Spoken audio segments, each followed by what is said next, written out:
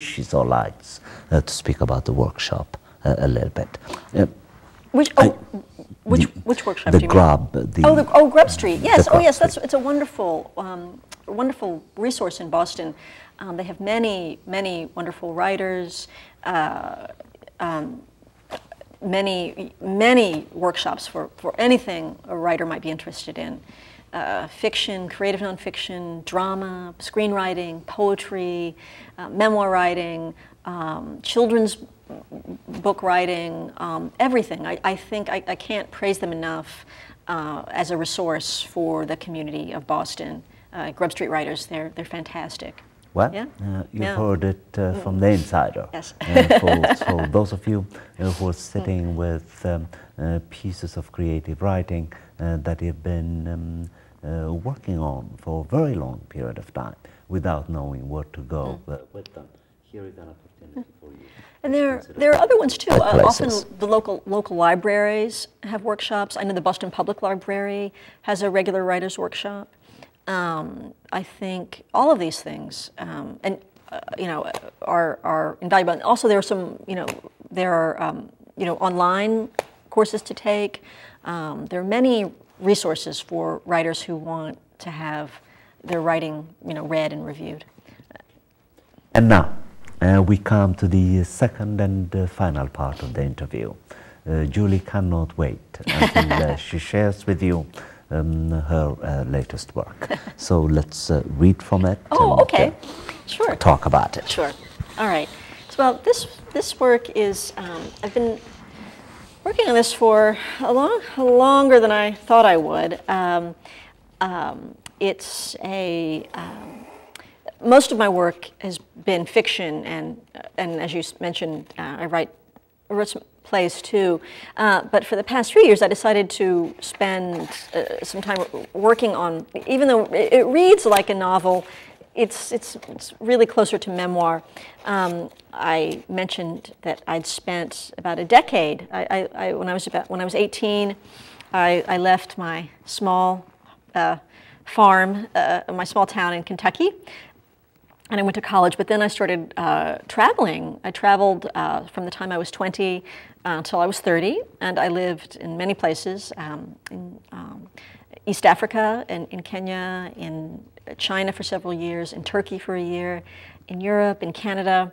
And so I just felt somehow, I tried to write fiction about that experience before, but I always went back to it with the idea that I thought it would be very good memoir because of the nature of the experience. Also, I find it hard to fictionalize things that I'm not.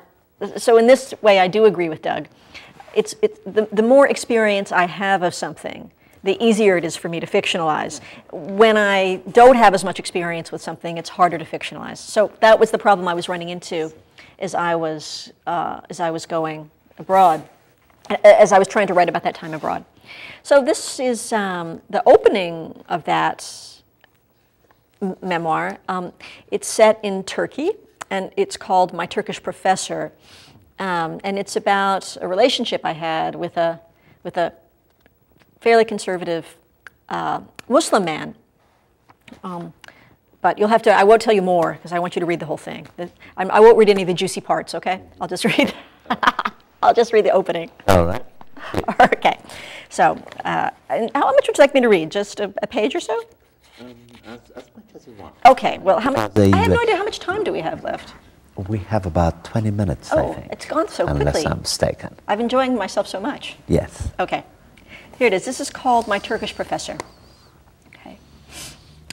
I have always been more than ready to ruin myself for love. In the same city where Homer wrote, I was given my own small tragedy. This was many years ago, but it has remained with me more than other things from the past. I have a recurring fantasy in which the city becomes what it never was when I was there, an exotic, erotic, turreted place like you might see in old paintings of the Orient. I see my Turkish professor passing through narrow, lightly lit streets, past kebab houses and roasted nut and coffee shops, and see other evening strollers too, coming out family by family, or lover by lover, or a few souls eating ice cream by themselves. They are something of what they were when I lived among them, but in my fantasy, they are more beautiful. As is my Turkish professor, though in fact he was a handsome man, with fine brown eyes and fine white hands, but with a most unfortunate mustache. All this might not, excuse me, even this fantasy easily might not have been. I recently just changed this first line and I'm tripping myself up. I hadn't wanted to go to Turkey. I went mostly because my boyfriend Harry wouldn't ask me to marry him. Not because he didn't love me. I think he did, but he always seemed to love me better when I was far away from him. Then he would write loving and sincere letters in which he would very nearly propose. I hope you'll come and be with me soon. We could get married sometime if you like. I joined him in England in part to see if I liked, but was surprised and hurt that I got so much encouragement to go away again. In an attempt to begin a new career, I'd started and left 3 in as many years. I'd also come to take a 4-week ESL training course through the British Council, and afterwards been offered flukishly a job at a Turkish foreign language school. That's a great opportunity, Harry said, but I don't want to go there. Try it for a few months. Get some teaching experience. I'll come out to see you over my winter holidays. It was like Harry to encourage me in my travels and then join me on his term breaks. He admired my small-town girl's need to see the larger world. When we had first become a couple, he told me one of the things he liked best about me was that I was about to spend a year in Africa. But it created an odd long-term pattern in our relationship that seemed to be our fate. There was an endless amount of living in the same place for a short time and then long periods of time apart, which would play out over 5 years and on 4 continents.